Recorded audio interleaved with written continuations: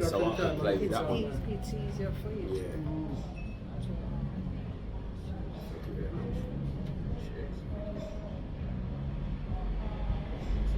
Professional DJs have this case. No, brother.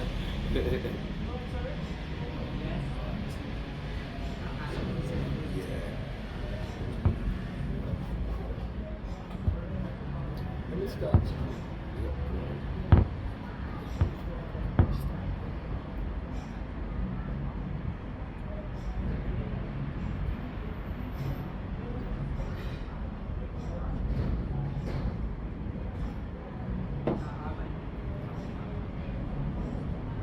Ready?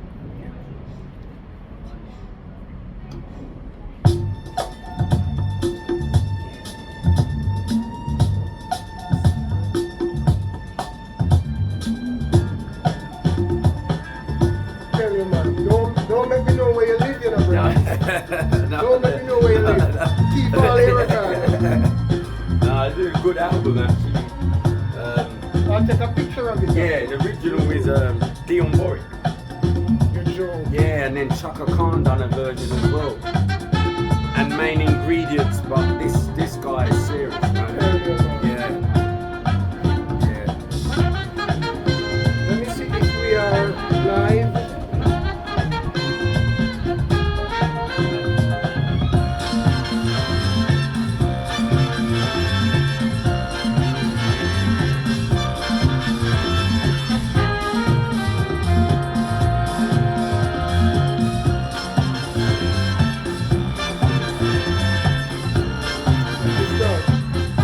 So,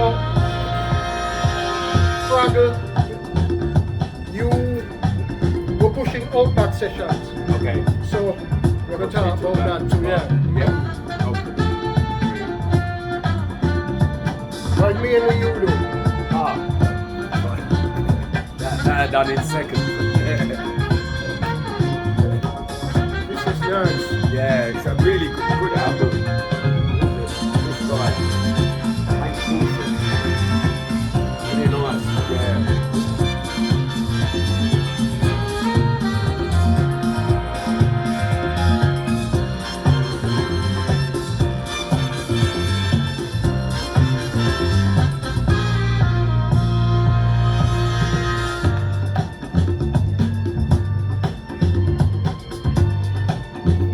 Just want to say a big shout out to you. Not yet, man. Not yet. Let the music play, man. Okay, alright, Let the okay. music Oh, play, okay. man. I just wanted to thank you, you know what I No, mean? man. We're here. We have 2 hours. Yeah. Okay. Alright. We have 2 hours. Yeah. Just vibing first. Yeah, man. And so we do the first 2 tracks. Yeah. And then we talk. We just Alright, focus, okay. and then Alright. we decide when we're going to play another track. Yeah. That sort of thing. Okay. So, yeah, line up the Yeah, third so- and fourth track. Alright, And alright. just jump, you know.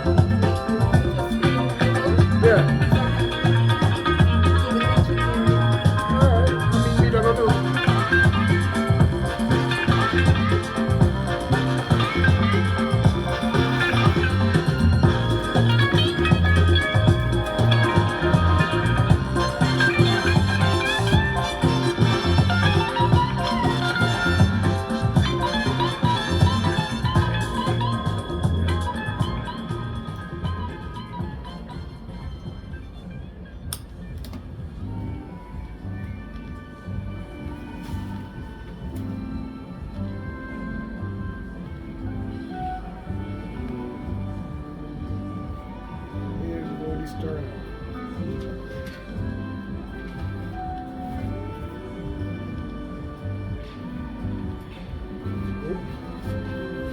Good with it.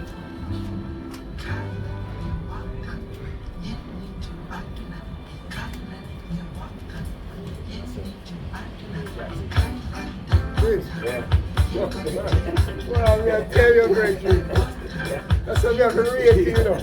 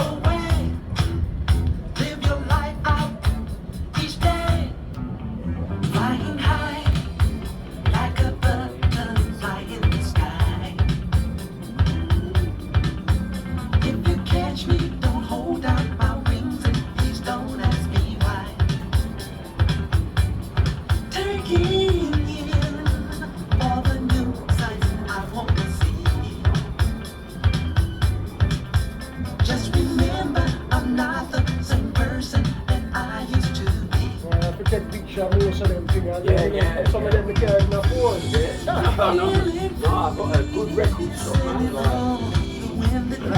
what I got? Yeah, man, there's a good record shop in Hackney. Okay. The guy ain't greedy, man. Yeah, good for his prices.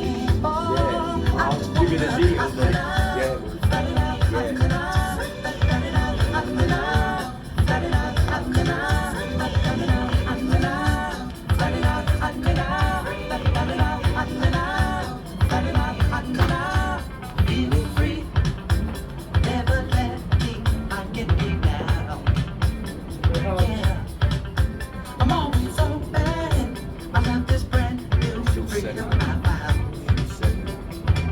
What makes you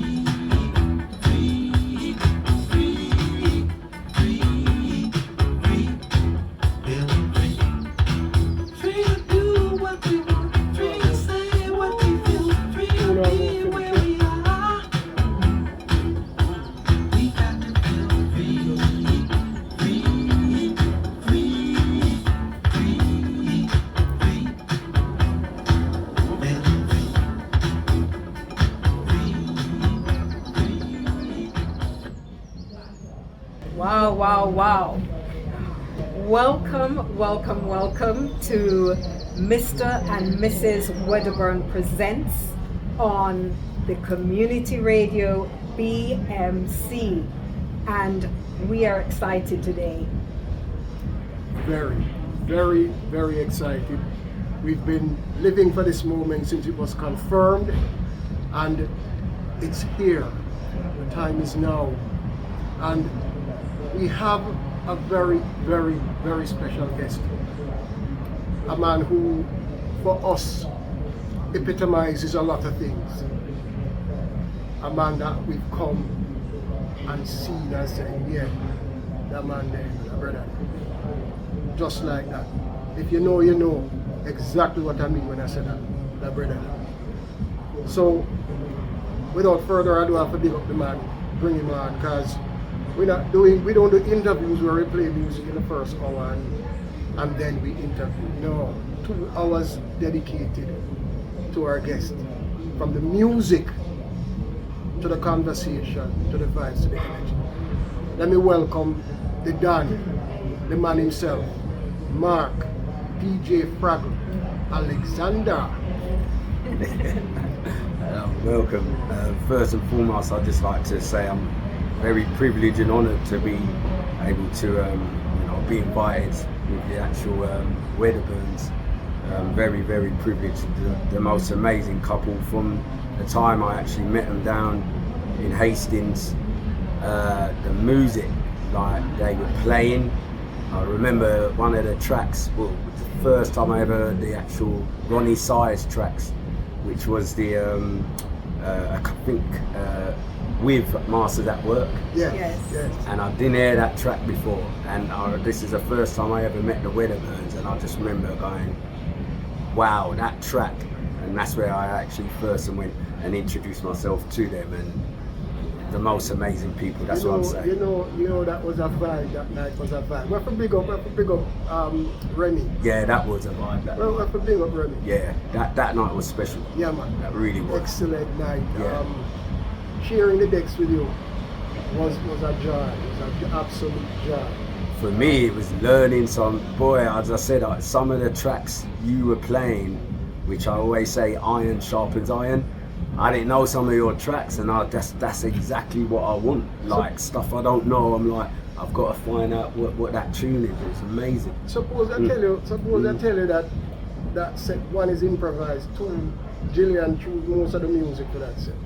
This is what I'm saying about the Wedderburns. Yeah, step up. We're gonna have domestic singing. Well, yes, I remember that night, and then also we did an additional show upstairs. Remember, or was it downstairs? Downstairs. Yeah, that was a vibe. That was we will. Yeah, and I think God was saying you need to put up that video on YouTube, so I am going to definitely edit that video and put it up. Yeah, must put it up. Yeah, man. Must put that up. You know what though? Again, as I said, when we met, different energy. You know, it's just a love, and there's a whole heap of things where we talk about at home. I mean, especially us coming from Jamaica as big tough adults into the scenario and into this scenario, and seeing how certain things run, and see how music affects certain people, and just general, and then I see you, and certain things make sense. Certain things we start to say, certain things that make sense. But one of the things that we talk about, and I'm going to delve into, fashion, because we see you as the fashionista. And one of the things we've always spoken about is the whole Windrush situation, when our parents, grandparents, great-grandparents came off the boats and looked trash already. And the people, when them see them, they're frightened. And it's about it. And we talk about the fact that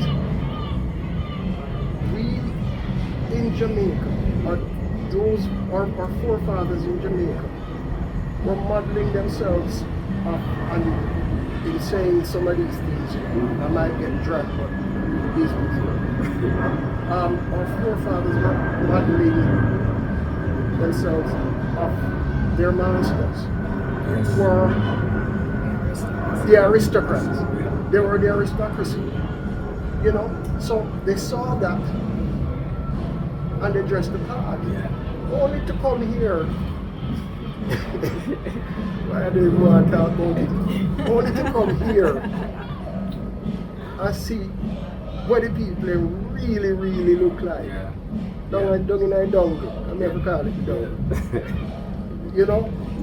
But then I look at that and then fast forward to now. And you have people like yourself. What the brand of the hat? The boy or the No man, there's a Uptown Yard. Uptown Yeah, people like Rohan. Uptown Yard. Rohan. Yeah, you have, you know, so you have, and then the whole generation of your generation. And I have to say, because we're the same, I think we're in the same age here, that has carried this forward. And I want to ask you, is it dressing a shield? Is it dressing a weapon? To tell you the truth, it's really interesting you should say that, because it's funny when you mentioned Windrush, because I was actually doing a label, a clothing label, and it was actually going to be called, it didn't actually go into operation because who I was working with, it didn't work out. It was going to be called Windrush 48, Therefore I Am. You see, yeah? And which within that title just signifies everything. It's our forefathers. The thing is, on a historical point of view, the World War ended 1945, and the dress sense in England, everyone was wearing black. They still have no. Yeah, you see, but when but when the Windrush come now, they're, like you said, dressing like they're the aristocracy, but they're wearing colours that's not being worn here, and even the way that a hat is tilted. Yes. So, you know, and I'm sorry I have to say this, but, well, I have to say this because when you do, on a historical point of view, the Empire Windrush, the actual the capacity, I think, was 500 people, and they say 98% of that was Jamaicans, and the rest of the percentage was Trinidadians. So that first wave that come here, the Jamaicans were dropping them styles, and that's the truth. That was the first, the 1948 and everything. So that was the first initial wave. You know, that's how it goes. It does always fascinate. Love the way you dress, love the way the crew dress generation. And we go to the parties and, you know, we see the flair, we see the, and whereas I don't have it, so I have to pay respects to have the flair and show the flair, and you know, as just the only way I can say it is just a huge portion of blackness, a swag. Yeah, I mean, the thing is, that's what as I say, the 1948, that's what our elders come. And for me, it's like we're just giving homage back. So for me, dressing, if I'm being honest, is my mum was a seamstress, my dad was a tailor. Obviously, when they're in the country back in England, you have to take on other trades. That is not your profession. But my parents always drummed it in, especially my mum. My mum is the best dresser I've ever met in my life. She's my mum is my biggest inspiration, I'll be honest with you. But everything with her was not to dress for attention. It's just a way of life, and that's all I've ever known. So I don't dress for people to give me a pat on the back. It's all I've ever known, and that's the truth. And I just do what's been instilled in me. I think you shouldn't shelve, but you need to revive Yeah. Straight up. It's a good title, isn't it? Yeah. Windrush 48, therefore I am. It's just total homage. So, well, you think you could address me? Of course. You know, I do styling as well. Big belly and everything? Everything. That's the whole point. The Gordon, this is the thing, right? So, like, I had my own clothing label, which was called Shade Bespoke Tailoring. It's only because of COVID where it stopped. I had caught COVID, I lost my mother, and all my, you know what I mean, all your creativity and all that. So at that time, I just kind of stopped everything. And obviously, I used to work for Houses of Parliament, so I was there for 10 years. And I had a lot of clients, Houses of Parliament. Doing what? I was an IT trainer by trade. Wow. Yeah. So, and so a lot of the suits, people in Houses of Parliament, Scotland Yard, loads of clients, etc. And that changed when COVID. Yes. People could do Zoom meetings then, so there was no longer a need to have suits. But the point I was trying to make is, no matter what someone's shape is, when it comes to like bespoke suits, it's an illusion. So they can have any shape they want, but it's your job with the fitting to make someone, they could even have a stomach, but the way you'd cut like a blazer or a waistcoat, you wouldn't even know their frame. So you there's a way of actually cutting it so that it just fits the person, like they're slim as Kenneth Williams. And so, like, you know, is tailoring at that level. The black tailor that we know. What's with Boateng? Boateng. Yeah. Boateng. Is there, well, this might be a stupid question, but is there more room for people like a Boateng, like yourself? Because I'm sure you're on that level as a tailor. I mean, you had your own brand. The thing is, there is. I mean, you've got to do. You've got to know your clientele, obviously. Yes. And it's all a matter of your clientele's got to be people that day to day work in the city or work for places and an environment where it's just office wear. Now, I think since COVID, a lot of things have changed where people don't wear suits as much. Or, I mean, pre-COVID, where I was working, as I said, Houses of Parliament and other places in the city, you'd be in shirt and tie. But what happened now, you notice, a lot of people don't even wear ties anymore. So they might wear a shirt, but the shirt is open neck. Now, before COVID, that weren't the case. You had to wear a tie. So I was doing a lot of accessories. I was doing tweed.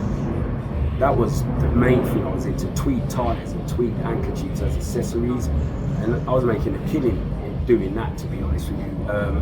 But people wearing ties now, that's not a thing. So there is room, but Things have changed. yeah, things have changed. But then, and this is serious. What about somebody like myself in the creative industry? Yeah. At my age, who just want to step up the game and Yeah. come with a different flex. Yeah.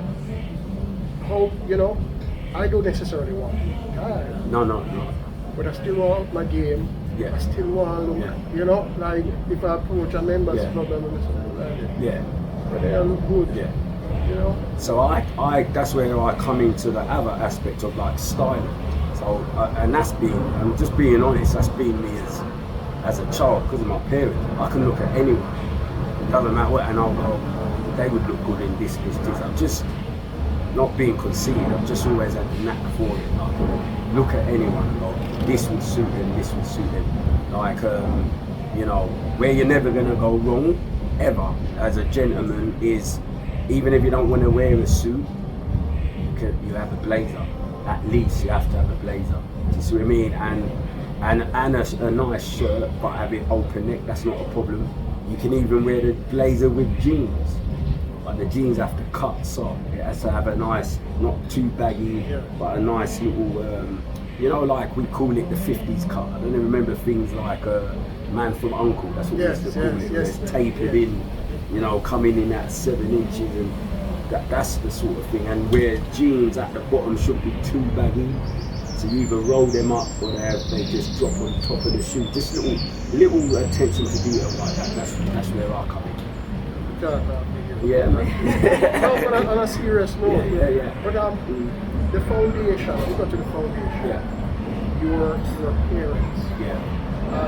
Were they born here or did they come? No, St Catherine's, parish of St Catherine. Yeah, that's where my parents are from.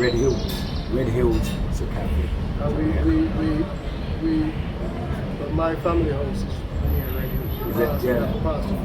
Yeah. That's a funny place, that Red Hills, man. The red everywhere, mess up your clothes and everything. Yeah. I could tell you some stories about that. I'm going to leave it. Yeah. The foundation, your parents, obviously very solid. And obviously both were creatives.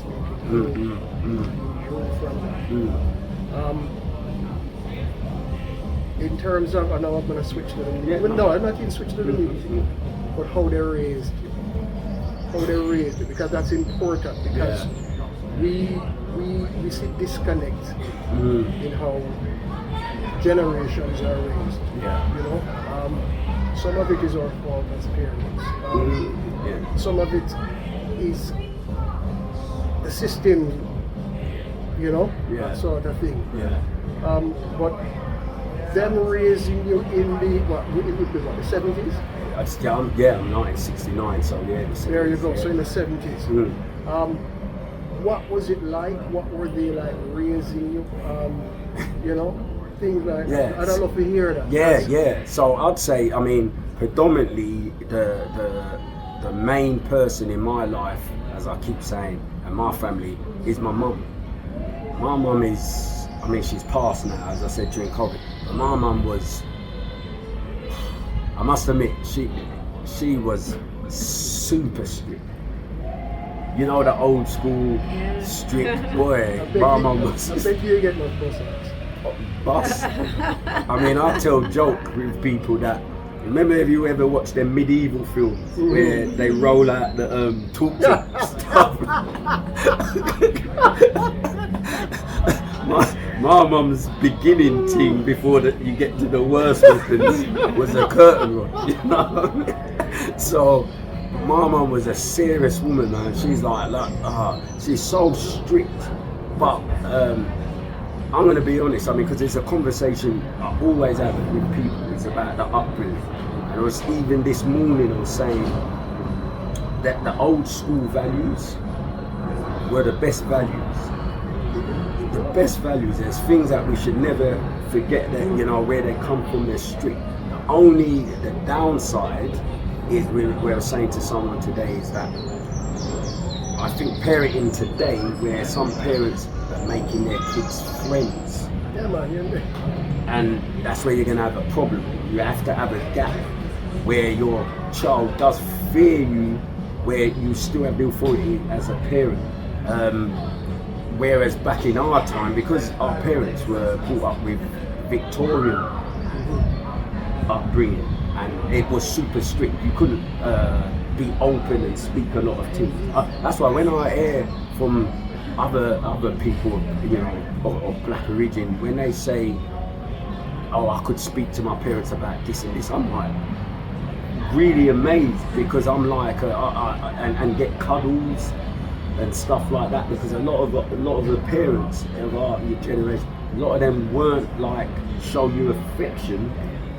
They just work hard, and that would be their way of showing love and everything. So I have a theory. I think, I mean, it's a theory for me, because I'm, as I said, when I came here, at 35. You know, grew up with my parents. But I think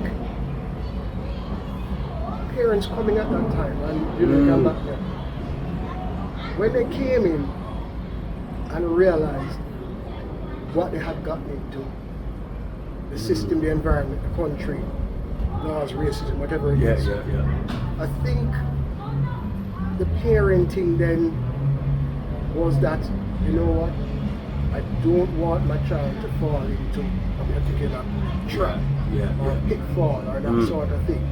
So the upbringing had to be strong, it had to be robust, it had to be, as you say, strict. Yeah, yeah. Because looking back, our you know, they're just saying, what is this? You're discovering you're in a new land. Yeah. Different thing. Yeah. You know, you are now looked at differently. Yeah. You know? Yeah. And then you're raising children into that iriation. Yeah. So they're going all out to say, you know what? I don't want my child to go through certain things. Yeah. I need to raise them in a certain way. And if it takes tough love, Yes. that is how it's going to be. That is my theory. What do you think, you? Because you have a unique perspective. And you're like, you know what? No, I mean, I agree with it.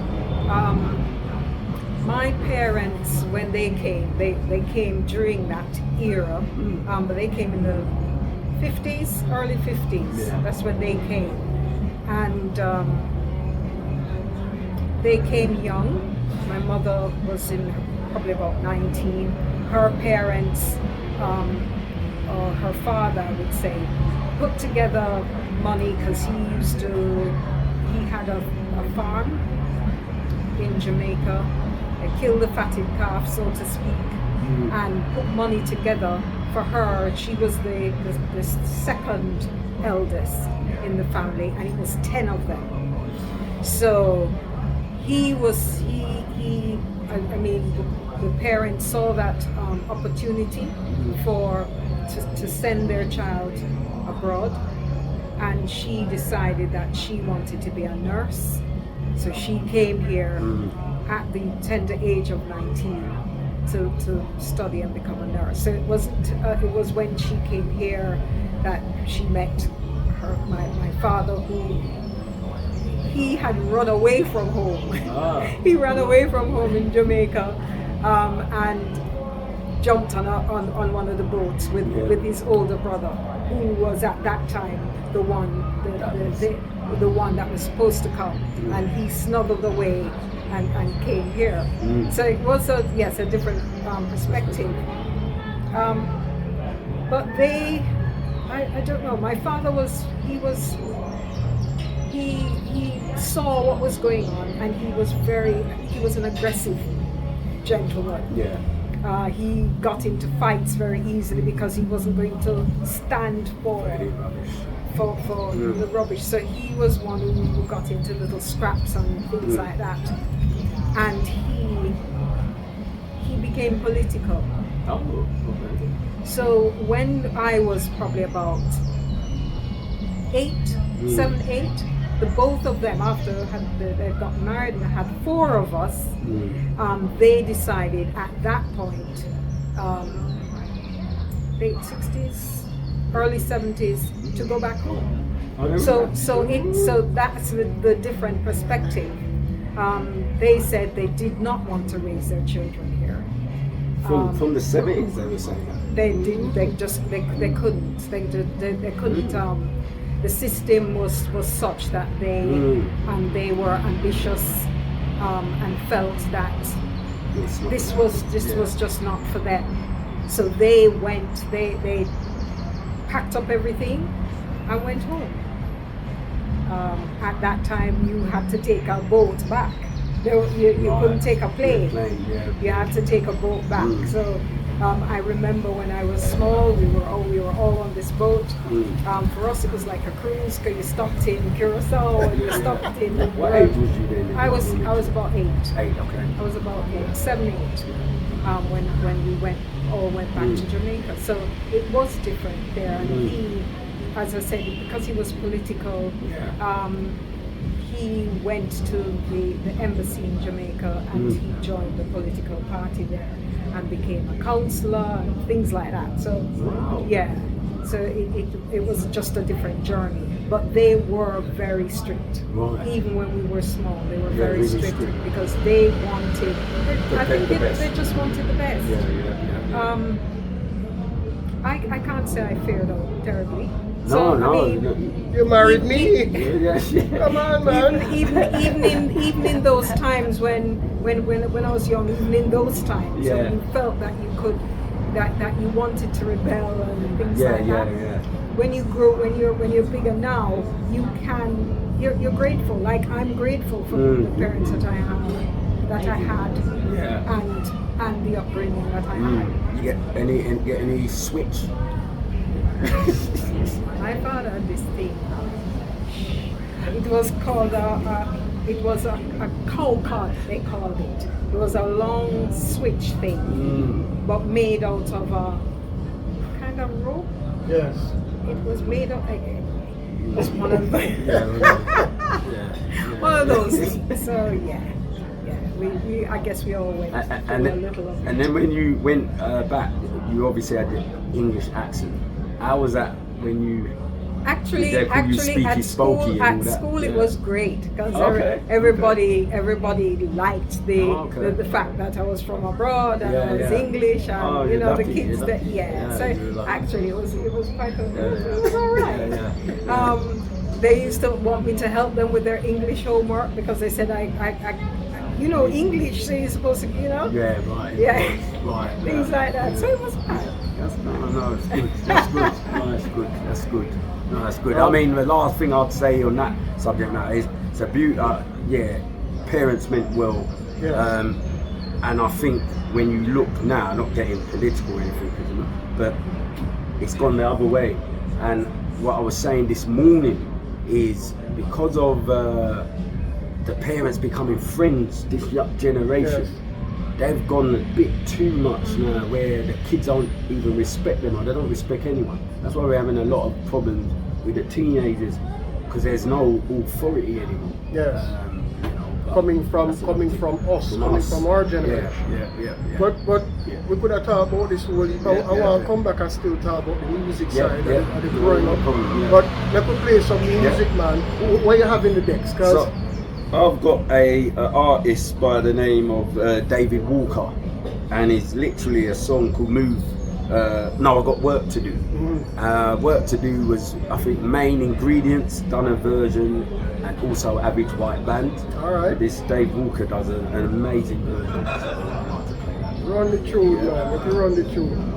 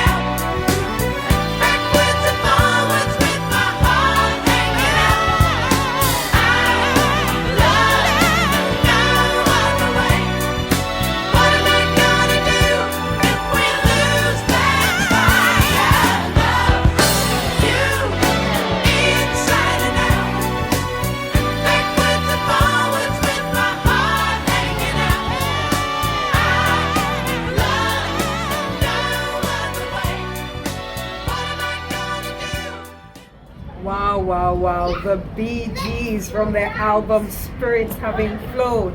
And that track, I mean, I can't tell the last time I heard that one, but I love it. Love you inside and out. And just come show the age and all this.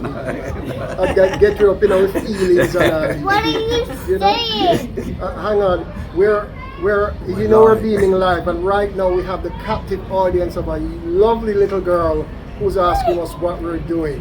We are playing music, the music of the man, the legend, Mark, DJ Fraggle Alexander. You see him here? Say hi, Mr. Fraggle. Yes, that's what live radio is about.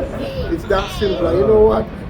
For me, when a child comes and gets involved, that is the purest form of validation. Yes. And what we're doing is impacting. So, lovely little girl, she's gone away. But coming back to Fraggle, getting us up in our feelings with all this. As it's a long time in a year. This long time. Yeah. Well, I've got a copy for you. Proper. So thank you. If you're just tuning in, Mr. and Mrs Wedderburn presents. We do this every second Monday of the month. We have incredible guests. Today is no exception. Again, Mark, DJ Fraggle Alexander is with us. Everything about the show, apart from Gillian and myself, is all Mark. The music that you're hearing is from his personal collection. And I'm going to go off on a tangent very quickly and talk about what we'll be doing here at the Pacific Tavern in June. We are going to be doing what we call the Outback Sessions, and we are actually beaming live from the Pacific Tavern, looking into the Outback. Children are playing, people are drinking, conversating, all that sort of thing. And we're bringing the Outback Sessions here, and it's a series of daytime parties that will be soundtracked by some of who we think are the best selectors and DJs in this city, in this country, bar none. No argument. And Fraggle will be kicking this off on the 28th of June. It's on a Saturday.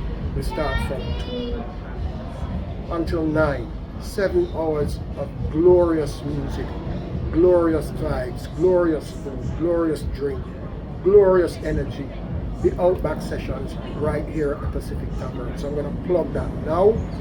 So the music that you're hearing from Fraggle, imagine that on a Saturday evening. Sun hot, vibes are on, boogie music are playing. I'm attempting to dance, it's not happening, but I'm still enjoying the music. That is what is going to happen, and you won't want to miss it.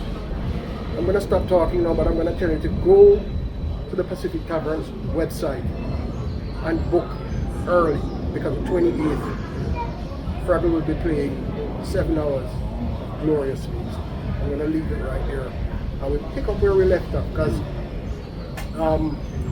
we talk about fashion, we talk about discipline, and our foreparents coming and touched on what they had to go through.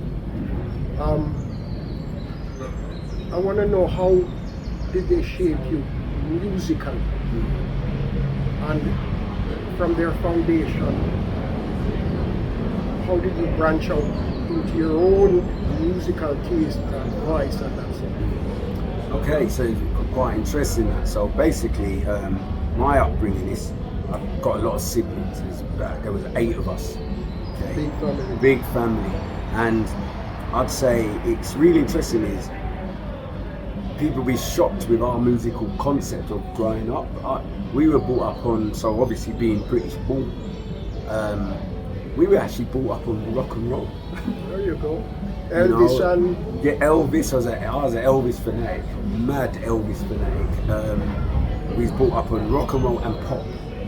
And it's quite an interesting concept, because you'll hear a lot of people won't admit this, but if you was raised in this country from, there's something that used to be the top 100, so it'd be a countdown to who gets to number 1. We have popular programs such as Top of the Pops. You see, so even being brought up, you know, as a West Indian, you had to be into pop because you're going to school, that was the music at the time and so forth. So what happened is that's what we were raised as. And then I had quite a rebellious sister, sneaky rebellious, of course.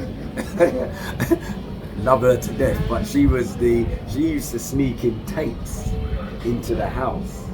And at the time, so when I was in, she would be in secondary school, there was like in the area, there was Saxon and Shaka. So she used to sneak them tapes in and play, so that's where you'd hear certain stuff. My brothers, who were a lot older than me, they were solid, so they used to go to places like Horseshoe and Crackers. So me being young, obviously when your brothers are talking about the music, and we had someone very influential, was a DJ called Greg Edwards. I've heard of it. Yeah, Greg Edwards was a legendary. His Soul's channel was amazing, and you know, you had Robbie Vincent and all these other actual DJs and so on. Names that go around like Froggy Sound System, I don't know if you've ever heard about this. Yeah, these are people, Chris Hill, Mark Romaine, all these these sort of people. And then, you know, you had George Power, Paul Trouble Anderson, you know, from Crackers, etc. And then you had the jazz period, which is, you know, would have been Paul Murphy. He originally at Electric Ballroom, and after Charles Peterson and all the other, you know, Patrick Ford, etc., Kev Beagle, you know, etc. Now, my influence, obviously from a very early age, and this is very interesting, is yesterday I had which I'd call my Elvis Presley Graceland, who got me into DJing, that inspired me, was Gordon Mack. Okay. Yeah, so Gordon Mack, MBE, Gordon Mack, he had a club, he was doing a club in Peckham on the front line called Kisses, Night Spots, which originally was from a reggae background, was a bouncing ball. Ken Edwards on the reggae club there, changed obviously the name to Kisses. Now Gordon, obviously that was my first club. I was a first year in school, so I must have been about 11, 12. I don't know how I got in, but I got in. And he actually was saying this yesterday at the garden jam that we just had. He was telling people the story, how much of a nuisance I was, etc. But just I love dancing and everything, and that's where I would say, you know, where my foundation comes from with the music. Because for me, like, Gordon was so inspirational, and I know how inspirational it is because some of these sets, because I've got an elephant memory, just let's call it the gift and the curse. It's like I remember everything, faces, blah blah, music, etc. And I can play the same sets, but each sets were, when I say ahead of its time, that even if I play a set now that he plays, people go crazy. But this was going back 1982 and everything. Do you see what I mean? So that's what I'd say is my inspiration. That's what started me off. I was like, you know, memorizing these songs, etc. And then obviously you got other nightclubs around that you just pick up different bits of other DJs. You had someone called, who I really thought was amazing, probably you won't hear any, I don't know if he DJs anymore, a gentleman called Jay Strongman. I've never heard of Jay Strongman. And what he was able to play different type of music. So whereas someone might be a specialist in just playing boogie, he would play, say, boogie, funk, hip hop, and all other different. And then you had another group, another set of people called Boiler House, Ben and Andy. There was another set of people called Ben and Andy who were amazing. They're the same, where they play all different things. So as I said, you would pick up, and I say that's where my thing, because I'm not one dimensional, I'm into literally everything. So that's where I say it come from. And that's how DJing was in the 80s. You would throw in everything, which was a brilliant point. You came to play right now when you were Maybe. What do you mean? We play different. Yes, we play different things. As we say, you play a lot of different things. You go for the domestic. I want to come back to something that you said. Yes. That your sister used to sneak in with you. Yes. This is what, reggae tapes? This is reggae tapes. So why would you have to sneak it in? Your parents didn't want it? My mum was, when it come to music, my mum was so strict. It was. Was it gospel? No, my mum would be like where she wouldn't want outside influences of any bad. Do you know what I mean? It was done with love, but she wouldn't want where you're bringing in to the home negative kind of music that my mum had a thing that she just wanted the best for her kids, so that's how she was. A very protective protective woman. So hold on, was it that then she affixed negative influences also to reggae and dub and that sort of thing? It's a good question. I think what it was with my mum, I think with rock and roll, it was a very safe music.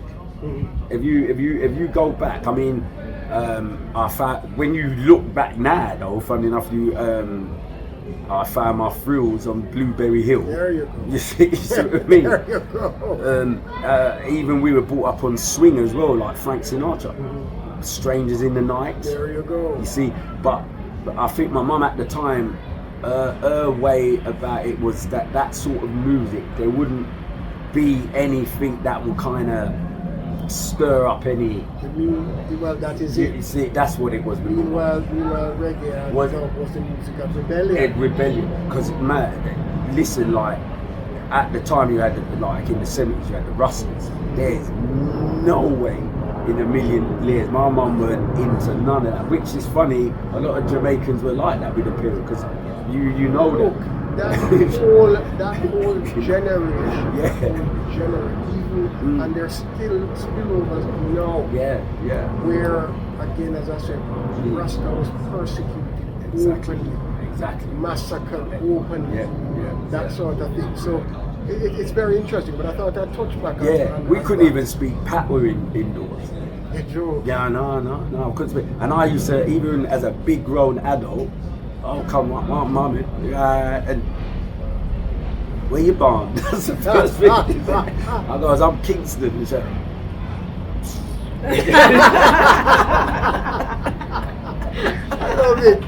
I love it, but very interesting with the generation and stuff like that.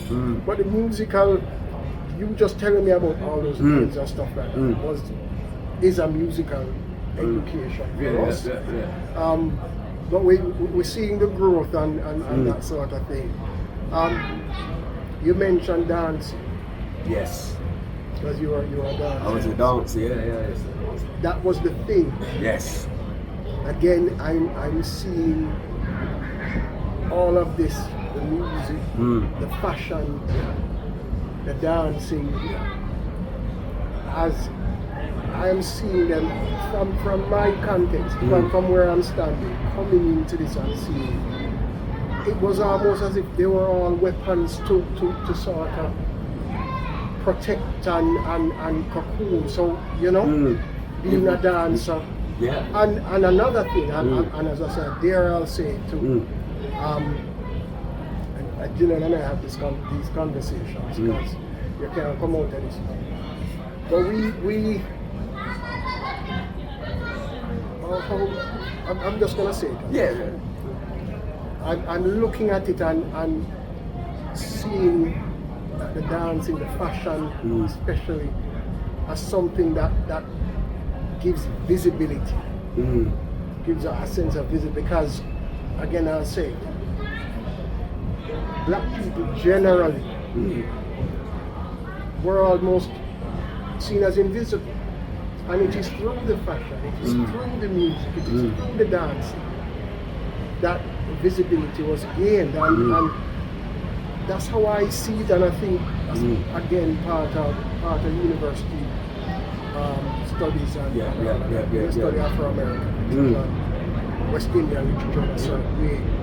You see things in a certain way, and again coming here as I said, coming here, big tough 35-year-old, and I've lived certain things and roots within my country. Coming here and seeing that, and seeing how everything was at a high level, the dancing was at a high level. If we go to the power, we go to your Poetic Funk things, the dancing is at a high level. We see some man with, them 60s and move and be shame.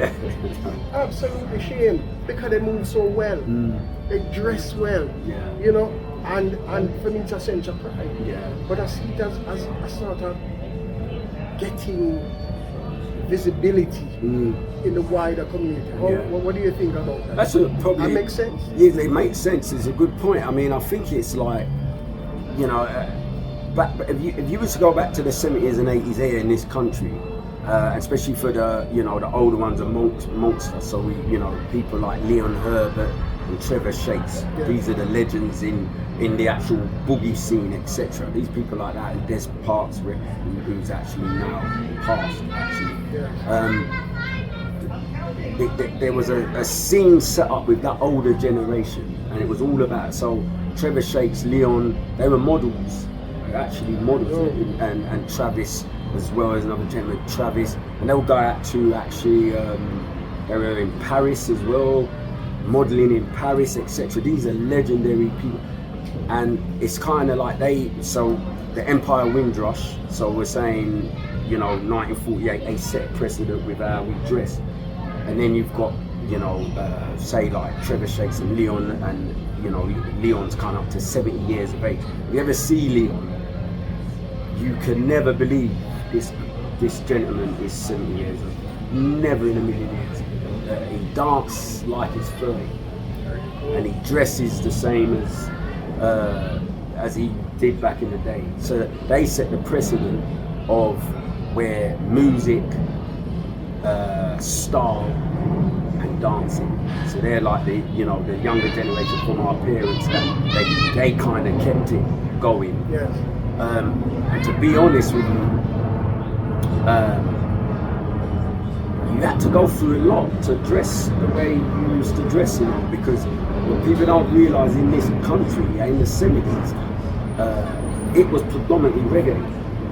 Reggae was the main thing here. You had a splinter of reggae, and then you had emergence of the soul-heads, which we use the term soul-heads. And that came from in the 70s, and it came from like the boogie scene, come from like the disco. So the disco scene, the reggae heads were the dominant, and boy, you weren't about black on black. The reggae heads towards the soul heads, you'd get ripped to shreds, because how you dress, they're like, come out your ass like that, and you would get ripped. They proper would be on you. So that as I said, people like Trevor and Leon and that, they set a path, and other people have followed, basically, where you as a black person, you just you're brought up with a sense of purpose when it comes to you remember, you weren't allowed to leave your house without your parents being your parents being kind of you don't bring shame on your parents. You see what I mean? You don't bring shame. You have to make sure your shoe clean or whatever, etc. But yeah, that was part and the parcel. So on the soul-head scene, that's how it was. But on the reggae scene, let me tell you, man, the reggae scene, the way they dress, like you see, like was it Gregory Isaac? That's how people are dressing now.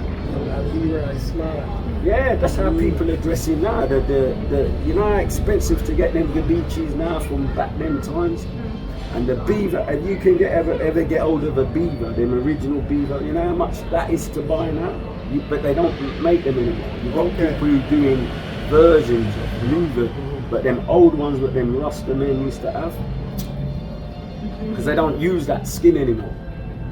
So them dresses, when I was young, them men wearing silk socks and different level. In Jamaica, the diamond socks. Coming from here. Yeah, Burlington. Coming from diamond socks. See, it's funny because like my dad told me a story. When he was 17, he went to a party, but he had his stuff made. In Jamaica there, you get your pants made, and he even got your pair of shoes made. So he said he went to the dance, feeling all good, when he went in the dance, someone else had the exact same pants, and he said he was so vexed. Said he just walked out and he left.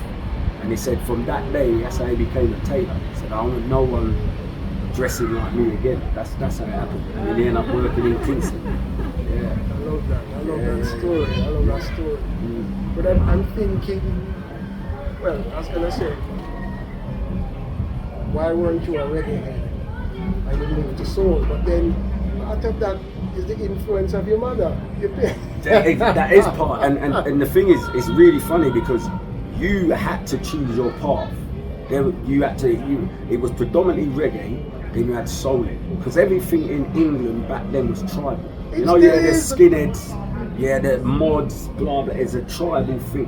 Why? Because that is one of the things that hit us. That sort of tribalism in the music. I mean, we came here, we were open. Yeah. So whether it's the drum and bass, jungle, soul, funk, acid, for us, it's just music. What we like, what we like. No. Why was there that tribalism? That start from way back where if you're into this, you move with this, and you don't merge. I mean, it's funny because in the reggae scene, like the dub, you know, with the dub side, it did merge. You had punk rockers that was into reggae. That's why you had to do, say, like the Clash.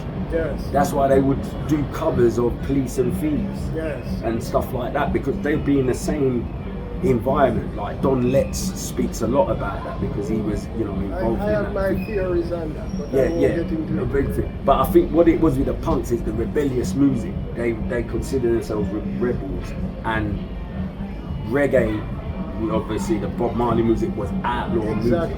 That's what it was because they had nothing that they could rebel with. No, exactly. Yeah. They had nothing they could rebel. Yeah. And that's what it was. But very tribal. So if you was into something, and this is I'd say the beautiful thing of England at the time, which I've done documentaries or interviews in documentaries on this, is in the 70s and especially the 80s, it's the only, I'd say the 80s, the only decade literally where the tribalism was at its strongest. Yes.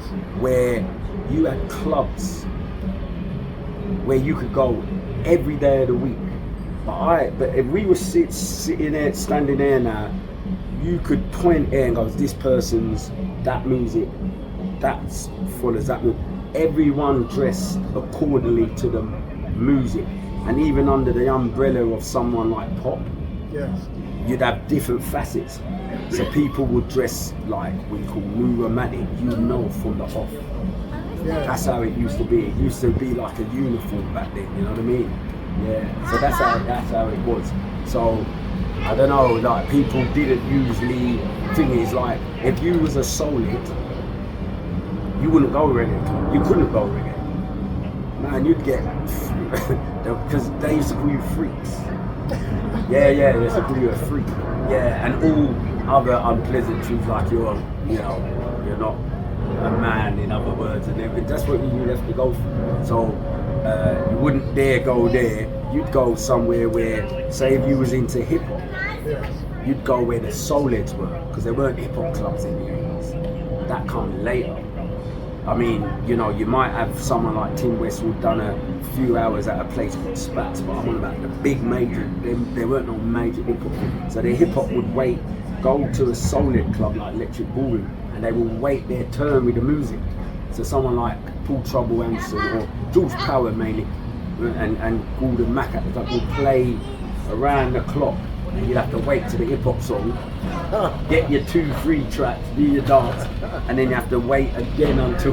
That's how it was. Yeah, it's crazy time. I realized how blessed we were being brought up in Jamaica. So how was it in Jamaica? Like we were exposed to everything on radio. Everything. I know country western is like the country western music is like the Lovers Rock. Yes, that's all. Like my father's a big country western. Jim Reed's.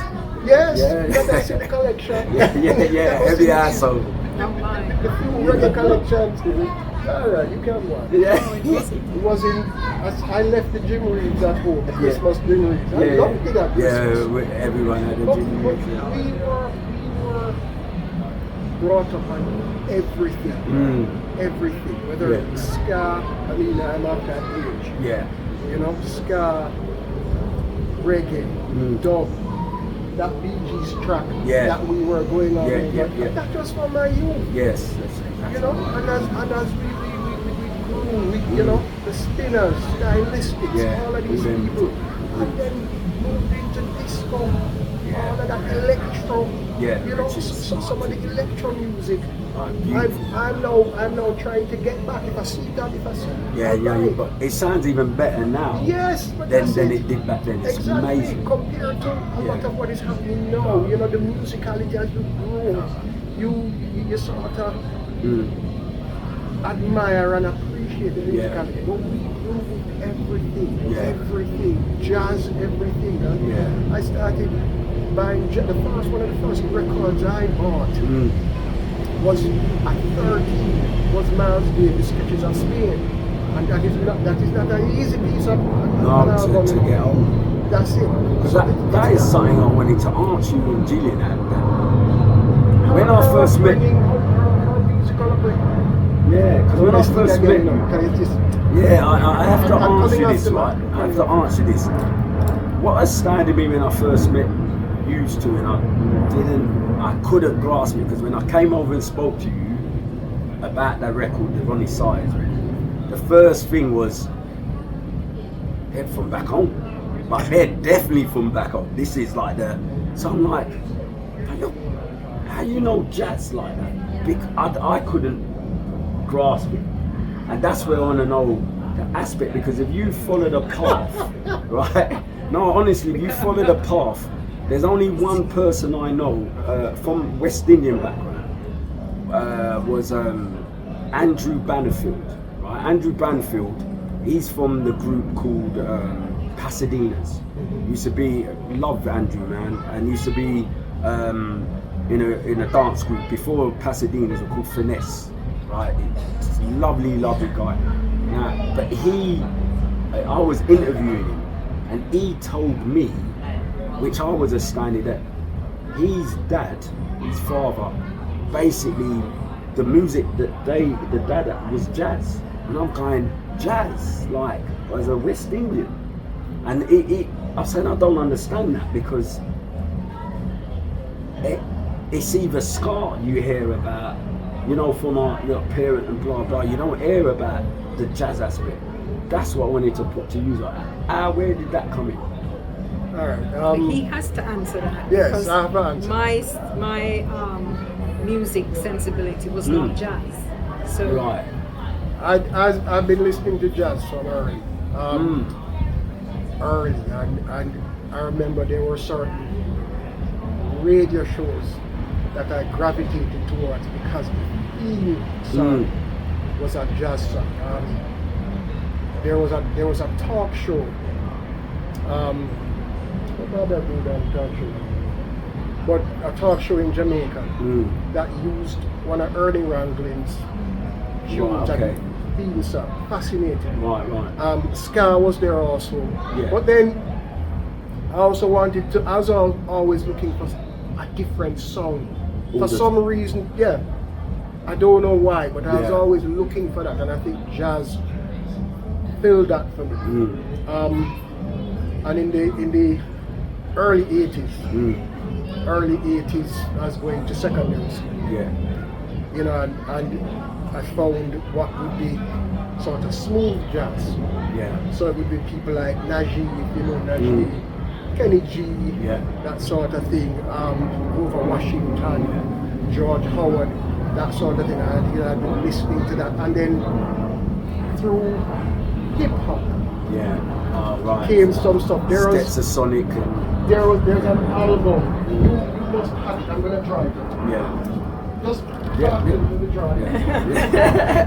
No, this is fascinating to me. Well, you see, when I was growing up, my parents, they, as I said, they were from here, so there was pop. Yes. Well, my father, he loved the American sort of smooth, so he liked Nat King Cole, Sam Cooke, that kind of thing.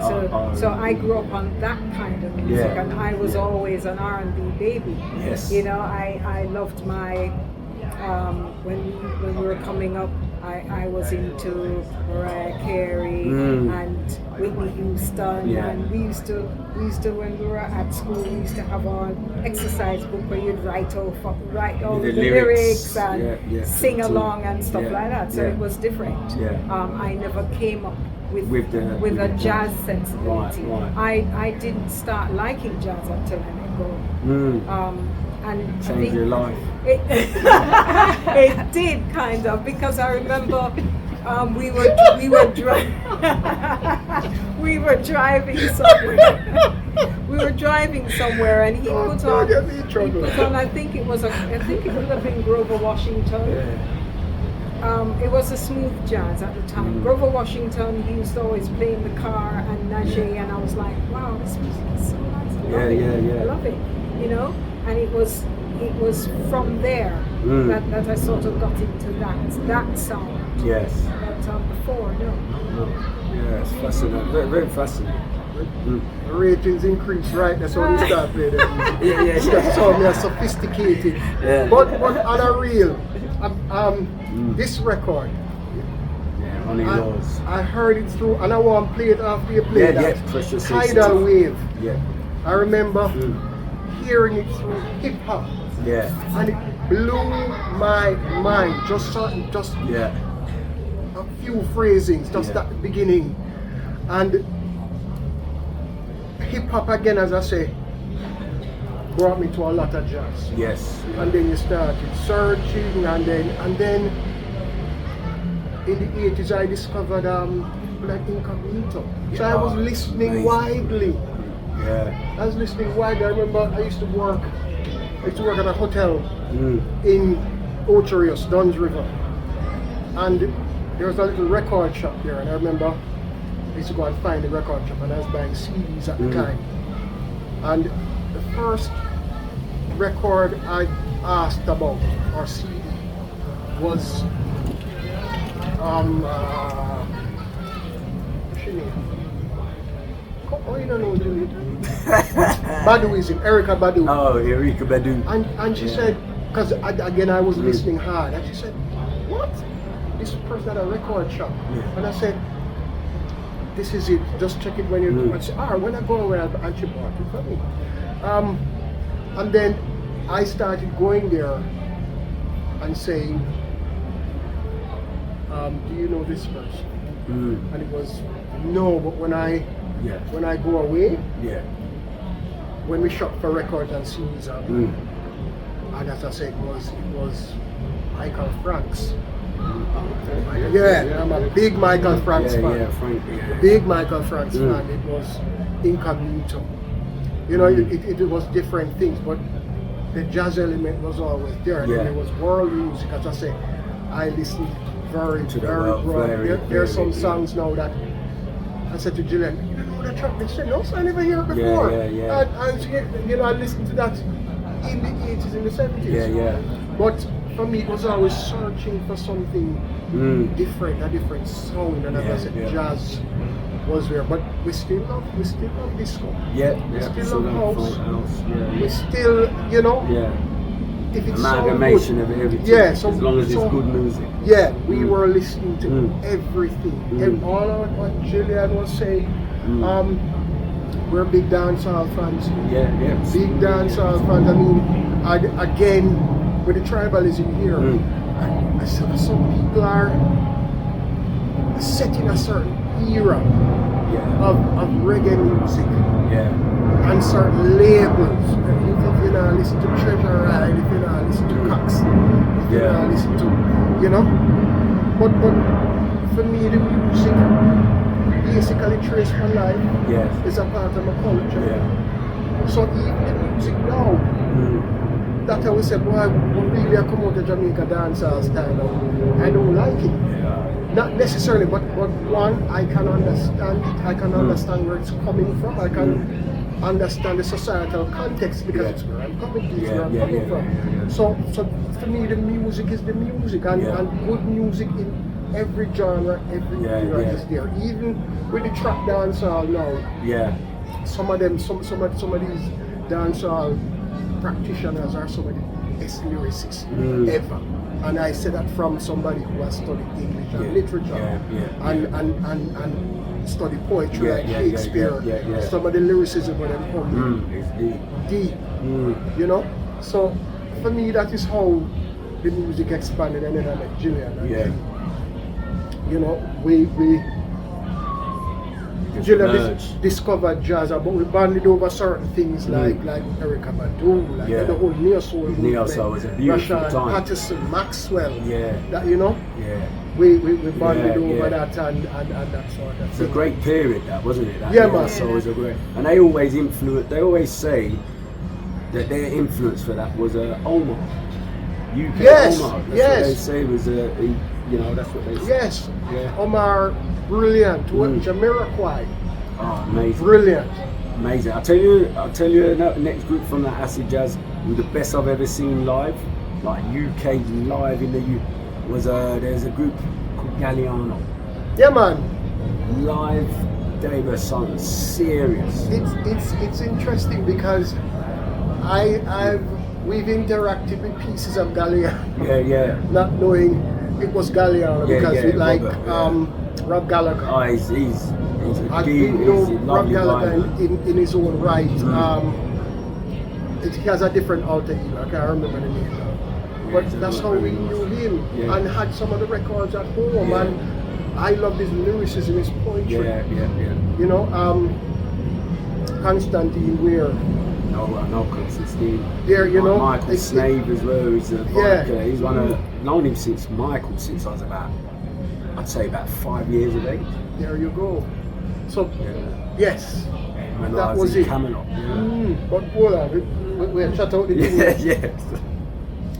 Make me play some music, and I want to play. I'm gonna play this track that, as I said, blew my mind to this day. But you're on the reading. More music. Let's start.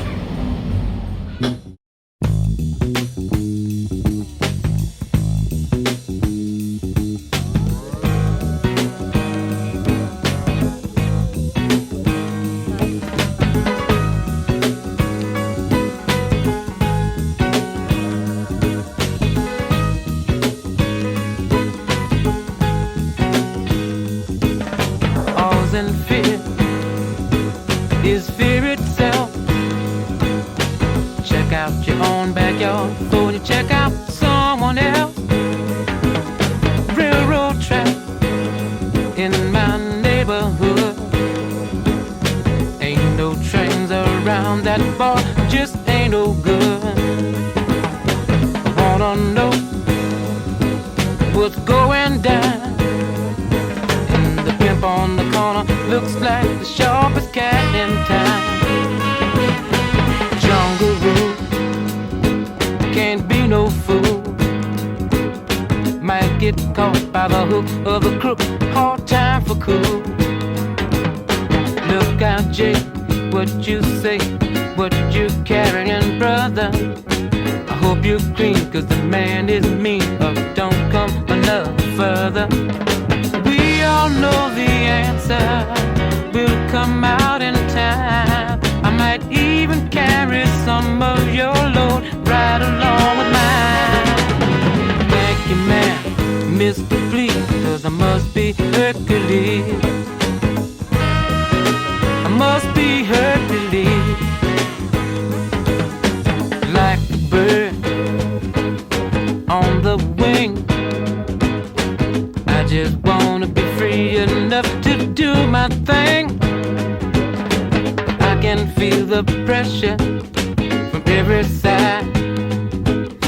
If you're not gonna help, don't hurt, just pass me by. Lord,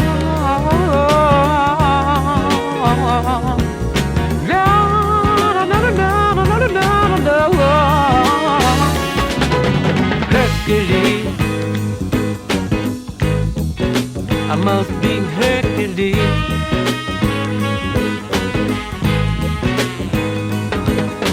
Jungle rule, can't be no fool. Devil is on the loose, no cool. Got your feet in the sand. Got to be down with the cats around, and still got to face the man. Talk about me if you please, but I must be Hercules. Hercules, I must be Hercules.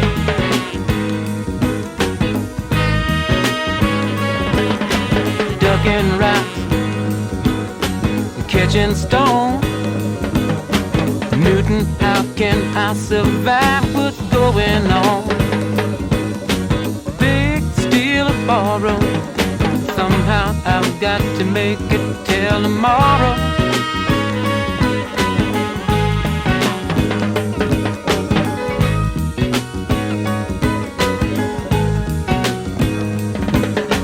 Can't depend on no one else. Coming up the hard way, I've got to save myself. Must be Hercules. I must be Hercules. Talk about me if you please. I must be Hercules.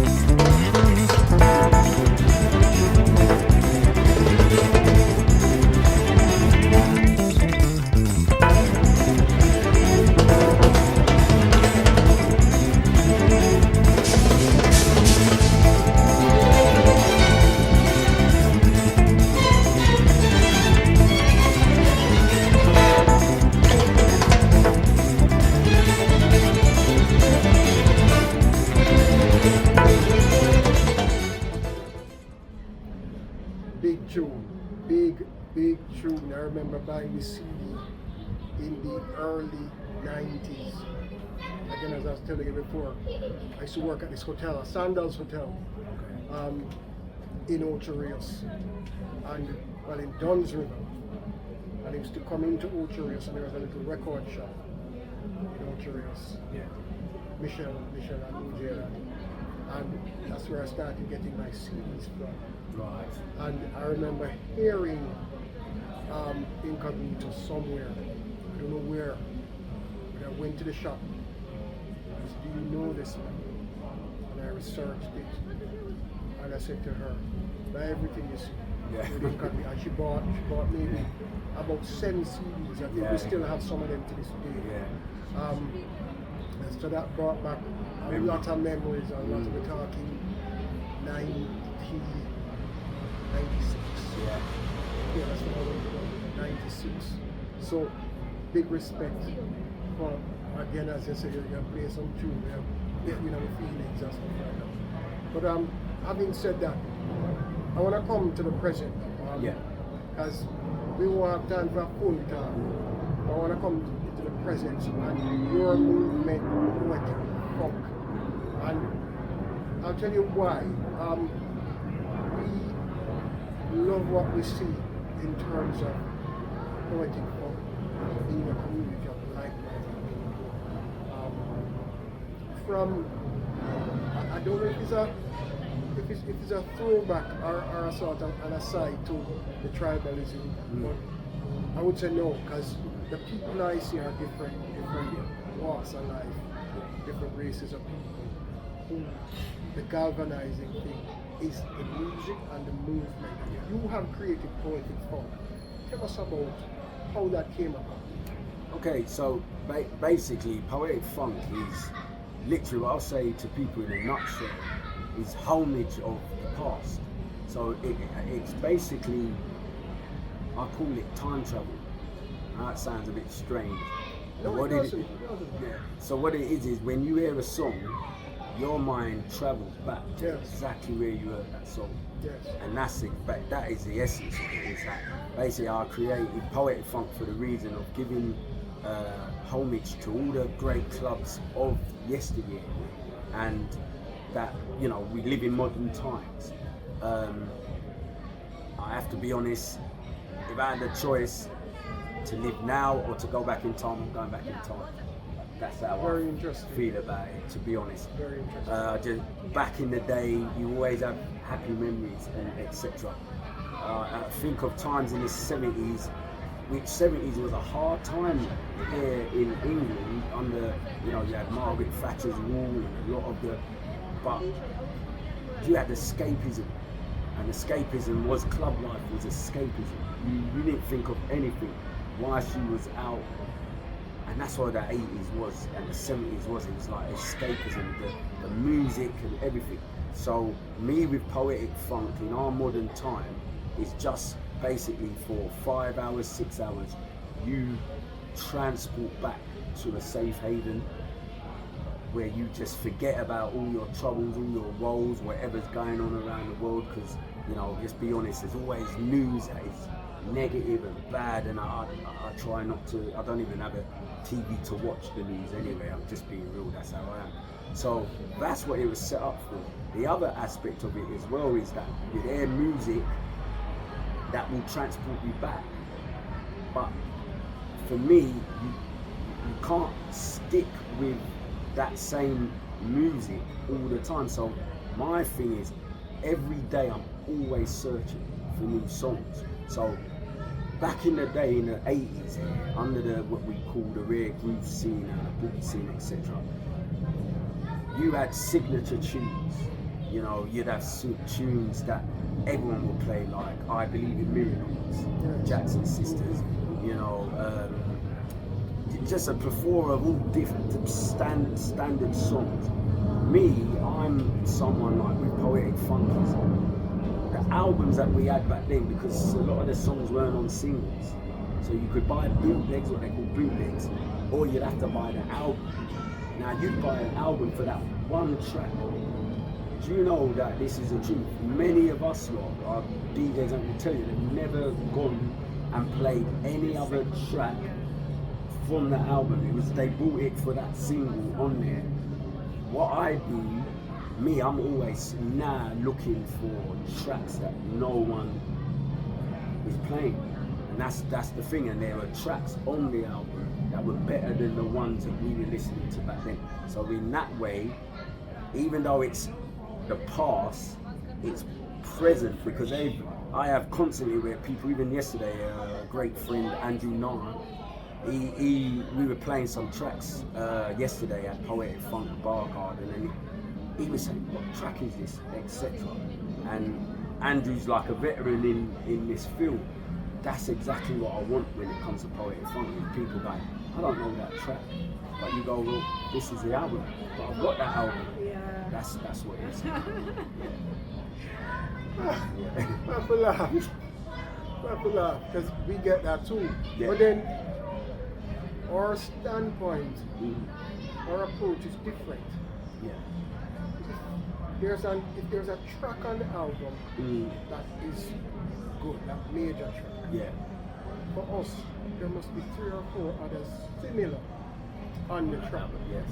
So we've already bypassed that. All right, that's popular. Yeah. Let's see what's on the album itself. Yeah. And that is how we come to. I mean, we'll play a set and people don't know nothing. Well, Nothing at all. You proved that at BBE. Nothing at all. But yet one or two of the patrons, like when they came and asked about the music, and you showed, as you said, you show them the album, they're like, oh, I have that. Somebody had one of the albums in their bag. See? And brought it and said, it's on this. So like, that's what See, I'm playing. Yeah. And that's the beautiful thing for me, is because I have to say this story is the BBE for me was when I done the BBE.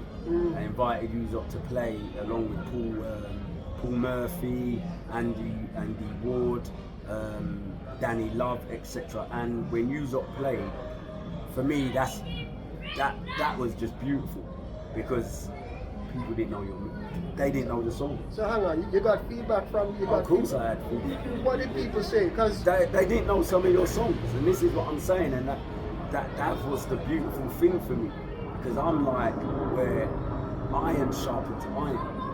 That's why I always have rotation of DJs, because I can't myself. I don't like stagnant, anything stagnant. I can't. There's a term, Groundhog Day. I can't take that.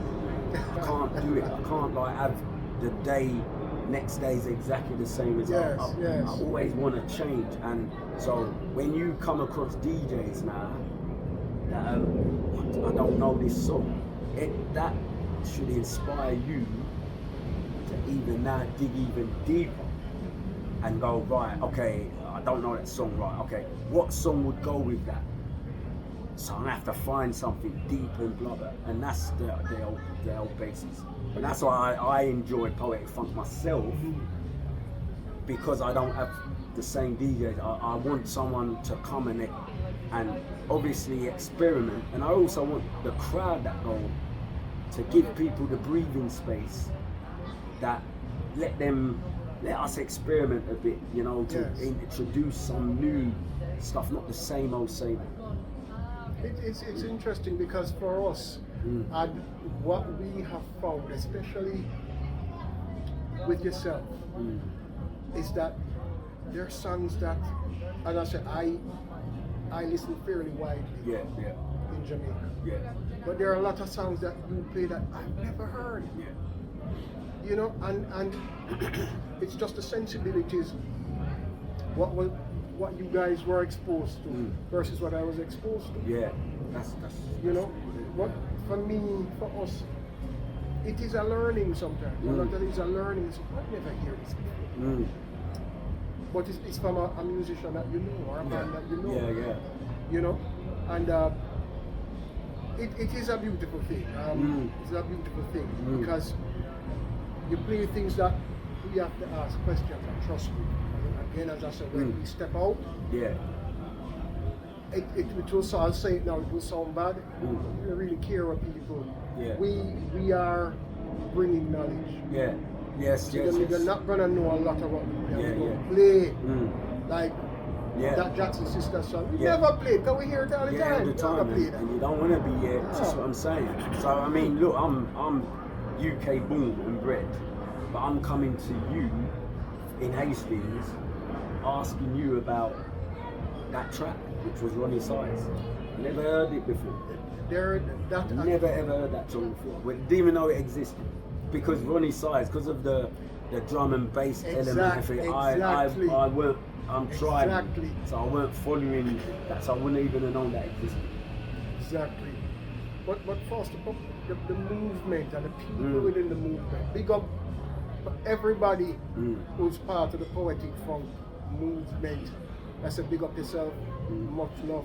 It's always a joy just being in the space and just watching people enjoy music for the sake of music. I think that is becoming a lost art. And that art, as you say, throw back, bring people back to just that good vibe. I applaud and love everybody as part of the Poetic Funk family. Big up. Yeah, Utopia. Love what you're doing. Yeah, Utopia. So we had to talk about that, and I'm a run to, you know. We have one more track from Fraggle, but I have to say I'm gonna plug again because it has to be plugged. The Outback sessions right here, Outback at the Pacific Tavern, wonderful pub. Fraggle can tell you about it. For us, a really fantastic pub. We're doing the Outback sessions, day parties from 2 to 9, 7 hours of glorious music. Fraggle, Just those dates. the dates, Gillian says give the dates. So we're starting on the 28th of June with DJ Fraggle. Thank you so much for saying yes. We appreciate and love you for that. He kicks it off on the 28th, followed by the 12th. On the 12th, we have DJ Marcia Carr, another DJ who we love and respect. We haven't said it, but we're actually going to be doing DJ support for her. So we'll be playing from 2 p.m. And Marcia will play after. On the 26th of June, we have our very own BMC Radio family here. And trust me, the DJs that I hear are going to be playing from the family. Phenomenal set of DJs. So that will be another vibe thing. And then on the 2nd of August, we have Stuart Truggy Lee, one of the hardest working men in the business. He runs Emotional Records, which have different sub-labels, you know, and he'll be doing the 2nd of August. I think he's doing it with a friend. Are you playing with anybody? Are you doing the whole 7 hours yourself? So far on my own, but I might bring one more guest. She doesn't know it yet, but okay. I'm looking forward she to that. doesn't know it yet. But it is going to be an absolute vibe. It's free entry. The food is good. I would say to everybody, book a table. Just book to come in. Because I think it's going to be very popular. We love the entire Poetic Funk family to come down and experience it and to bring the energy, the love that I see, that we see. You know, again, it's a beautiful thing, and as I said, we're all the same age, you know, and it's a beautiful thing. It's a phenomenon for us. So we give thanks again to the Poetic Funk team. Come down on the 28th. Join us. I'll be here. Gillian will be here. The vibe will be good. Drinks will be good. Food will be good. Energy will be good. And bring the kids. It's a family affair. Yeah, man. It's a family affair. The Pacific Tavern is largely a family pub. I mean, we've been doing the show here, and 2 little kids join in. So that's the last thing I'm going to say, actually. We're going to play some music. Fraggle has one record. This is the actual one. Let me drop this one. All right. I think he's gonna drop that one. Yeah, let me drop this one. All right, so he's gonna while he's queuing up. There you go. We're ready? Yeah. All right. This one.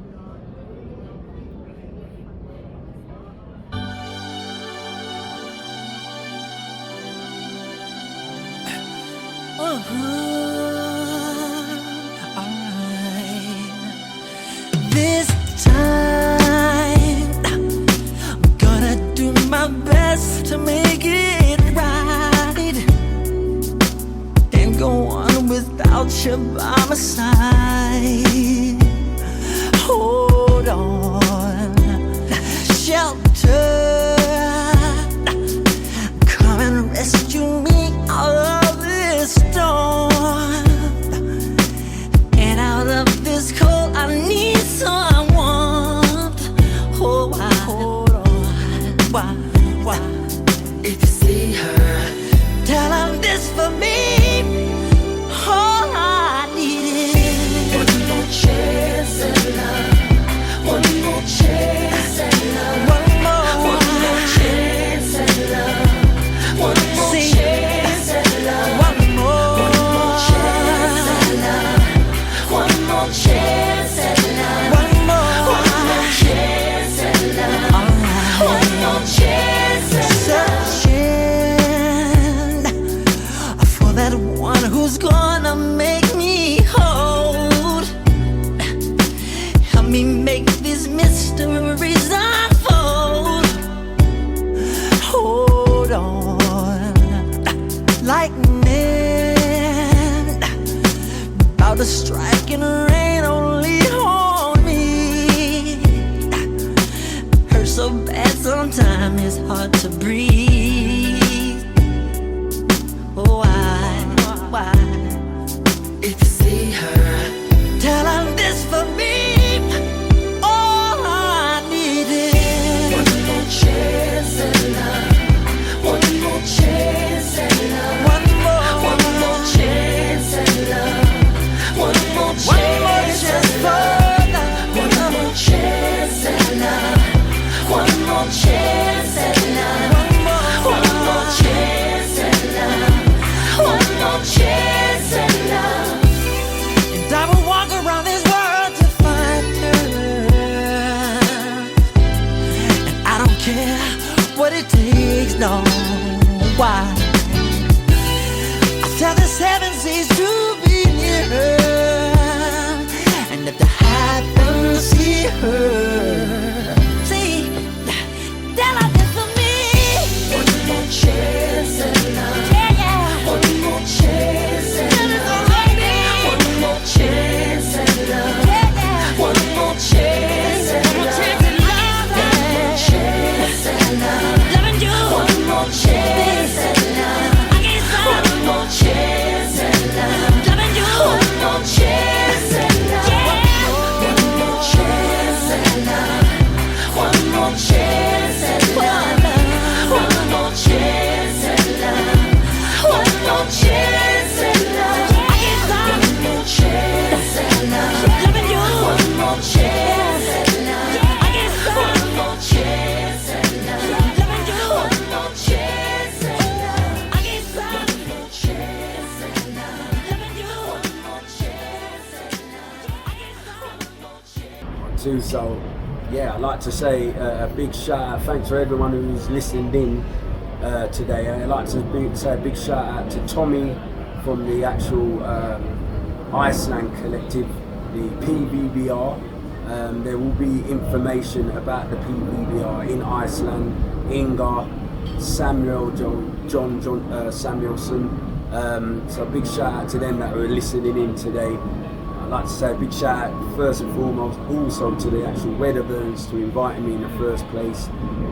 Joel, Tina, Sophia, Debbie Mills, Basil, Helen, Andrew, JB, Angela, who else is that? Raymond, Burt, Maomi, and to everyone else who's listening in to the Poetic Funk family. So as I said, once again, I thank you for listening in. Remember, this event is going to be June the 28th.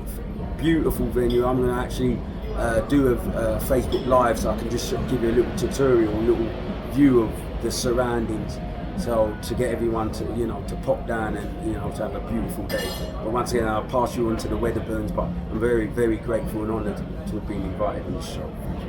Well, thank you so much, Mark. We really, really, really appreciate it. The time has run off on us, unfortunately, but this has been Mr. and Mrs Wedderburn Presents on BMC Radio, and we know that we thank everybody for listening, yes, and we know that we'll be seeing you soon. Big love to everyone. Helen, thanks for the heads up on the mic. I think maybe I've been talking into it too loud, too close. But thank you all for tuning in. It's always a joy. Mark, thank you so much. We could have gone on and spoken about a range of things, but just a blessing to have you. Real blessing. For us, it's sort of a bucket list moment, and we are grateful. Thank you for sharing the music. Thank you for sharing history. Because for us, as again Jamaicans coming into this country very late, we came here in 2002. So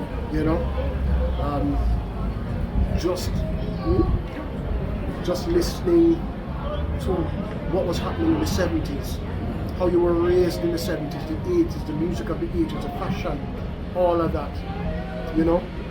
It is education to us, and we keep learning, and we're grateful. So thank you, brother. Thank you. We look forward to seeing you on the 28th, and with that we're gonna sign off. God bless you all. BMC family, big up yourself. From Gillian and myself, we're signing out. Take care. Peace.